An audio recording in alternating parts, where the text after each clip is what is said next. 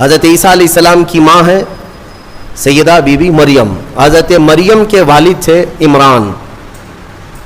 ہوا یہ تھا کہ عمران اور ان کی بیوی حنا یہ دونوں لا ولد تھے، اولاد نہیں تھی.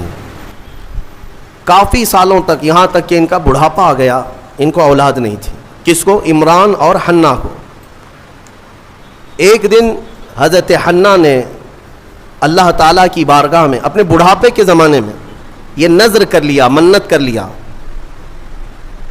کہ اے اللہ تو مجھے اگر بیٹا دے گا تو میں تیرے گھر بیت المقدس کے لیے وہ بیٹا وقف کر دوں گی.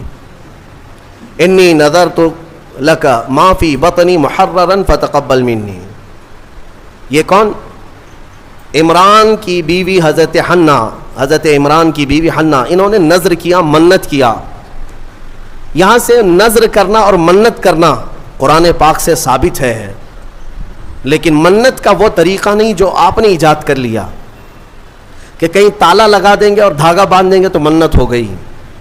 منت تو اللہ تعالیٰ کی بارگاہ سے ہے، نذر شرعی. ہاں، اولیاء کاملین کے دربار میں بھی ہم عہد کرتے ہیں، کیونکہ اولیاء کو اللہ تعالیٰ نے تصرف عطا کیا ہے، وہ سفارش کرتے ہیں اللہ کی بارگاہ میں. تو نذر جو شرعی ہے وہ قرآن سے جو ثابت ہے وہ یہ ہے کہ اللہ کی بارگاہ میں یوں نیت کر سکیں آپ، یوں نذر کر سکتے ہیں آپ کہ اے مولا اگر مجھے اولاد ہو گئی تو میں مسجد بنا دوں گا، یا مسجد کے لیے فلاں چیز وقف کر دوں گا، یا ایک قرآن پاک مکمل تلاوت کروں گا، یا 10 روزے رکھوں گا، یا 10 مسکینوں کو کھانا کھلاؤں گا. یہ ہوتی ہے منت کے طریقے. آپ تو شارٹ کٹ ڈھونڈتے ہیں نا، آسان چاہیے. منت ایسی کرو خالی دھاگا باندھ دوں گا یا چادر چڑھا دوں گا جس میں محنت کچھ نہ لگے. ارے نذر کا طریقہ یہ تھا کہ آپ روزہ رکھنے کی نیت کر لیتے کہ اگر میرا فلاں کام ہو گیا تو میں 10 روزے رکھوں گا، یا کم سے کم 3 روزے رکھوں گا، یا ایک قرآن پاک پڑھوں گا، یا 100 رکعت نماز ادا کروں گا.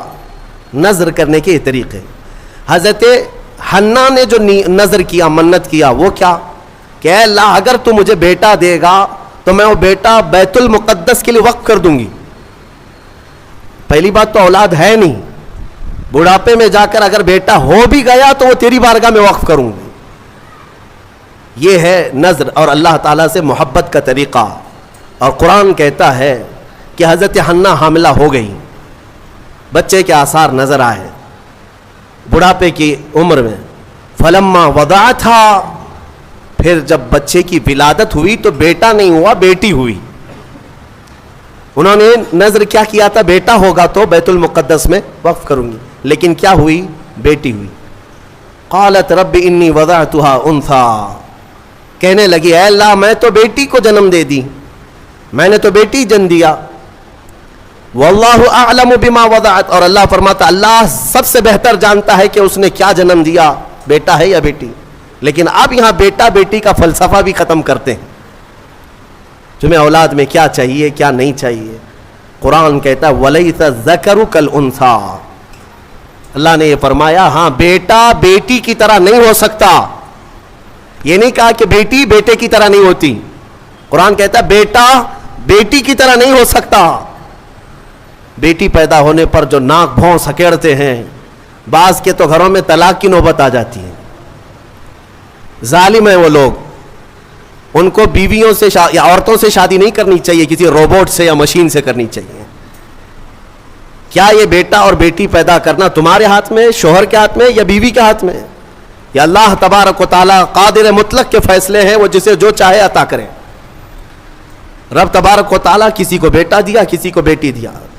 اور یہ جہالت کے رسم کو ختم کریں اپنے گھروں سے. بیٹی ہو گئی تو کیا ہوا؟ ارے اس کی نسل کیسے چلے گی؟ یہ جہالت سب سے زیادہ عورتوں میں پائی جاتی ہے. عورتوں میں تانے مارنا ان عورتوں کو جن کے ہاں بیٹیاں ہوتی ہیں کہ ایک ہوئی، اچھا 2 ہوئی بیٹیاں، 3 ہوئی، 4 ہوئی بیٹیاں. ظالمو تمہیں کیا پتا میرے رسول کو بھی 4 بیٹیاں ہی ہیں. رسول کریم صلی اللہ تعالیٰ علیہ وسلم کو اللہ نے 4 بیٹیاں دیا، بیٹے بھی دیا، لیکن بیٹے کوئی حیات نہیں رہے. اور جو نسل میرے مصطفیٰ کی چلی وہ بیٹی سے ہی چلی. آج بھی پوری دنیا میں سادات جو ہیں وہ کس کی اولاد میں سے ہیں؟ وہ سیدہ کائنات فاطمہ الزہرا کی اولاد میں سے. بیٹی کے لیے عیب نہ سمجھو میرے عزیزو. حضور اکرم صلی اللہ تعالیٰ علیہ وسلم اپنے صحابہ کے ساتھ کسی طرف جا رہے تھے. رات کا وقت تھا. رات کے وقت میں ایک گھر کے اوپر آسمان سے روشنی پڑ رہی ہے. صحابہ دیکھتے کھڑے رہ گئے.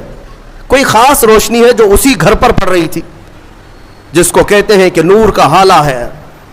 صحابہ رک گئے اور پوچھا, یا رسول اللہ صلی اللہ علیہ وسلم, سارے محلے میں یہ ایک ہی گھر پر آسمان سے ایک عجیب روشنی پڑ رہی ہے, کیا ہے, کس وجہ سے؟